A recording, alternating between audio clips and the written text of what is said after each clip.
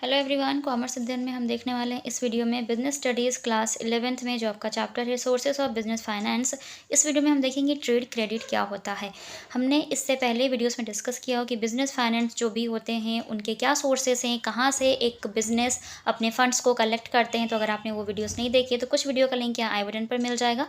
और सारे ही टॉपिक्स को आप देखना चाहते हैं, डिटेल में पढ़ना चाहते हैं, तो जो बिजनेस स्टडीज़ क्लास 11th की प्लेलिस्ट है उसको एक बार ज़रूर देख लीजिएगा।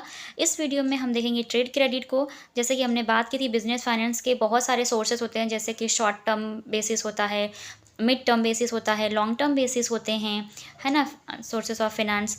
तो अगर हम बात करें तो उसी में से एक है आपका ट्रेड क्रेडिट। तो इसको डिटेल में समझेंगे, ट्रेड क्रेडिट क्या है, इसकी मीनिंग क्या है, इसकी मेरिट्स एंड डीमेरिट्स क्या होते हैं।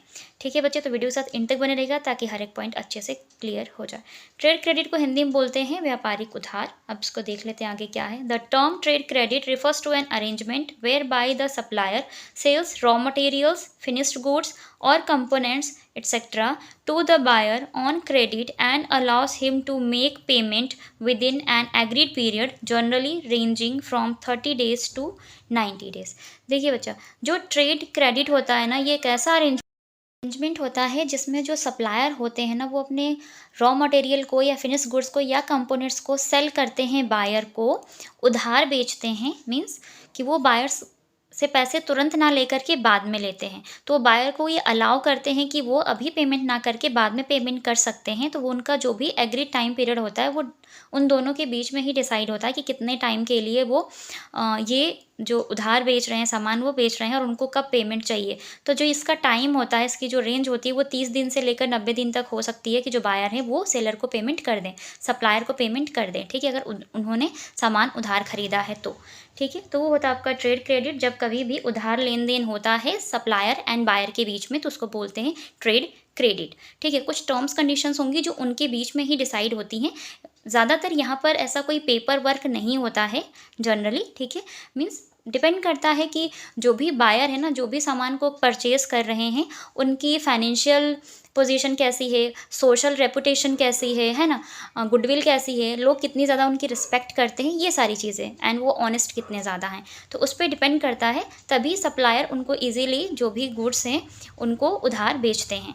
ठीक है बच्चे, तो अब अगर हम बात करें यहाँ पर, the availability of trade credit depends upon various factors such as nature and size of the firm, trade conditions, financial strength of the firm and credit policy of the supplier etcetera. देखिए बच्चा, सबसे पहले तो जो भी supplier है, जो भी सामान को बेच रहे हैं ना, वो अपने लिए क्या क्रेडिट पॉलिसी अपनाते हैं, क्या वो उधार सामान बेचते हैं या नहीं बेचते हैं, और बेचते हैं तो उनकी अपनी क्या टर्म्स एंड कंडीशंस होंगी जो बायर पे अप्लाई होंगी। ठीक है, तो एक तो ये मैटर करता है। एंड अवेलेबिलिटी की अगर हम बात करें तो उन चीज़ों पे डिपेंड करता है कि जो बिज़नेस है वो किस टाइप के नेचर का बिज़नेस है, ट्रेड कंडीशंस कैसी हैं, साइज़ क्या है, क्या बहुत बड़ा फर्म का साइज़ है, बहुत बड़े लेवल पे वो फर्म काम कर रही है, वो सारी चीज़ें भी इंपॉर्टेंट रोल प्ले करती हैं। साथ ही साथ जो सप्लायर है उनकी अपनी क्रेडिट पॉलिसी भी काम करेगी यहाँ पर, कि किस तरह से वो क्रेडिट अलाउ करेंगे लोगों को। ठीक है, सामान उधार बेच रहे हैं वो तो। ठीक है, and it is also known as mercantile credit. इसको आप बोलते हैं, देखिए बच्चा, ट्रेड का मतलब ही होता है व्यापारिक, और मर्केंटाइल का भी यहाँ पर मतलब होता है व्यापारिक से ही लेन देन। मीन्स जो मर्केंटाइल है, मीन्स जिसमें आप एक प्रॉफिट गेन करने से या बिजनेस के पर्पज़ से जब कभी भी उधार लेन देन करते हैं या उधार खरीदते हैं या बेचते हैं तो उसको बोलते हैं मर्केंटाइल। ठीक है ना, तो यहाँ पर इसको बोलते हैं मर्केंटाइल क्रेडिट। ठीक है, इसी को जब आप उधार लेन देन करते हैं अपने व्यापार से संबंधित तो उसको बोलते हो मर्केंटाइल क्रेडिट। सेम चीज़ इसका अनदर नेम है, तो याद रखिएगा। अब इसकी मेरिट्स और डीमेरिट्स देख लेते हैं। ऑफ ट्रेड क्रेडिट की अगर हम बात करें तो फर्स्ट पॉइंट है यहाँ पे, it is short term financing. ठीक है, जैसे कि हमने बताया था ना, long term, mid term, short term financing होती है, तो उसी का एक पार्ट है ट्रेड क्रेडिट। ठीक है बच्चा, तो ये एक शॉर्ट टर्म फाइनेंसिंग है। जैसे कि आपको पास पैसे नहीं हैं तो आपने क्या क्या सप्लायर से उधार सामान खरीद लिया, फिर आप अपने बिजनेस को रन कर रहे हैं, उन सामान को रीसेल करिए। ठीक है, and does not involve cost of legal papers, advertisement etcetera. यहाँ पर कोई भी एक्स्ट्रा कॉस्ट आपको पे नहीं करनी होती है, जैसे कोई लीगल फॉर्मेलिटीज़ नहीं करनी, कोई एडवर्टीज़मेंट नहीं करना। आप जिस सप्लायर से हमेशा से सामान लेते आए हैं, आज आपके पास पैसे नहीं हैं तो आपने क्या किया, आज आपने उनसे उधार सामान ले लिया और उनको भी आप पे भरोसा है तो उन्होंने आपको उधार सामान बेच दिया। अब बाद में आप पेमेंट करते रहिएगा। यहाँ पर एडवर्टीज़मेंट, लीगल पेपर्स, इस तरह की कोई भी खर्चा करने की ज़रूरत नहीं पड़ती है बच्चे, ठीक है। It does not require provisions of any security. यहाँ पर किसी भी सिक्योरिटी की भी ज़रूरत नहीं होती कि हाँ, आपने सामान उधार खरीदा है तो आपको सेलर के पास सिक्योरिटी रखनी होगी। नहीं, उन्होंने खुद दे दिया आपको, आपकी ऑनेस्टी को देखते हुए, आपकी फाइनेंशियल पोजीशन को देखते हुए, आपकी रेपुटेशन को देखते हुए, ठीक है। तो यहाँ पर सिक्योरिटी की नीड नहीं होती। It is a flexible sources of finance. हाँ, ये फ्लेक्सिबल है, जब भी आपको ज़रूरत होती है आप अपने सप्लायर से उधार सामान खरीद सकते हैं, क्योंकि आप दोनों का रिलेशन काफ़ी पुराना होता है, तो एक दूसरे पे ट्रस्ट होता है, तो वो दे देते हैं उधार सामान, ठीक है। The buyer is not required to any extra interest up to the agreed period of credit. यहाँ पर जो बायर हैं उनसे किसी भी तरह का कोई भी एक्स्ट्रा इंटरेस्ट चार्ज नहीं किया जाता उस टाइम पीरियड तक का, जिस टाइम तक का उनके बीच में एग्रीमेंट हुआ है, या उन्होंने एग्री किया था कि ठीक है 30 दिन में आप हमारा पैसा दे देंगे तो ठीक है। अदरवाइज उसके बाद वो इंटरेस्ट चार्ज कर सकते हैं, लेकिन उस टाइम तक का, जिस टाइम तक की बात हुई है, कोई इंटरेस्ट नहीं लगता, ठीक है बच्चे।